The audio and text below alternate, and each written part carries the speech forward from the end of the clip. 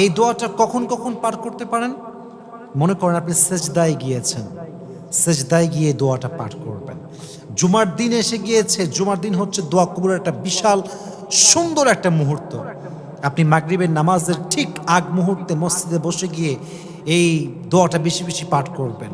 তাহাজ্জুদের সময় উঠে বেশি বেশি পাঠ করবেন। রমজান মাস আসলে বেশি বেশি পাঠ করবেন। দোয়া কবুলের যতগুলো ওয়ে আছে, যতগুলো সিস্টেমেটিক্যাল ওয়ে আছে, প্রত্যেকটা গুরুত্বপূর্ণ সময়ে আপনি এই দোয়াটা বেশি বেশি পাঠ করবেন। রাজি আছেন তো ইনশাআল্লাহ?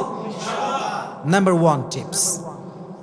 নাম্বার 2, যদি স্বামী স্ত্রীর মাঝে ভালোবাসার বন্ধনকে আপনি শক্তিশালী করতে চান, 2 নম্বর যে আমলটা সেটা হচ্ছে খুবই গুরুত্বপূর্ণ, তাকওয়া নিয়ে আল্লাহর পথে চলা।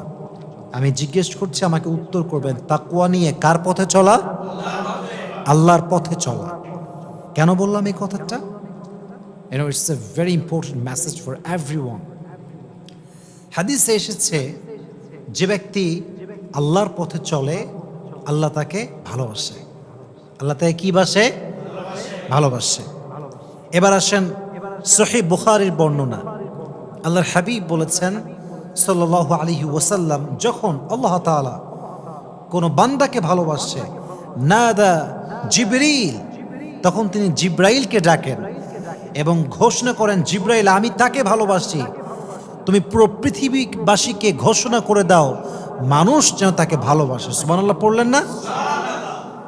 এই যে ভালোবাসা, এটা কখন আসবে? যখন আপনার ভিতরে when you have the taqwa, when you have the fear of Lord, যখন আপনি আপনার রবকে ভালোবাসেন, আপনার রব আপনাকে ভালোবাসে।